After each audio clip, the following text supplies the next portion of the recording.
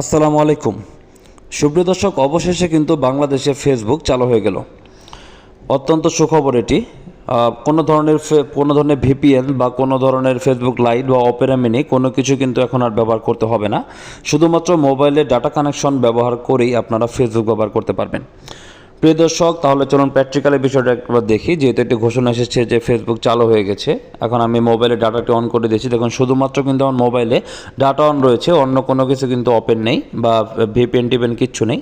তো আমি সরাসরি ফেসবুকে চলে যাচ্ছি। দর্শক দেখুন, ফেসবুক কিন্তু সবার উপরে লক্ষ্য করুন যে ফেসবুক কিন্তু লোড হচ্ছে।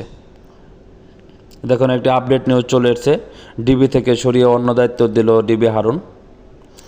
তো এরকম আমরা দেখুন যে ভিডিও দেখতে পাচ্ছি, ভিডিও চলছে। তার মানে হচ্ছে যে ফেসবুক আসলে পুরোদমে চালু হয়ে গেছে, তবে কিছু কিছু জায়গায় এখনও কিছুটা স্লো থাকতে পারে। তো আশা করি খুব দ্রুত এটি ক্লিয়ার হয়ে যাবে।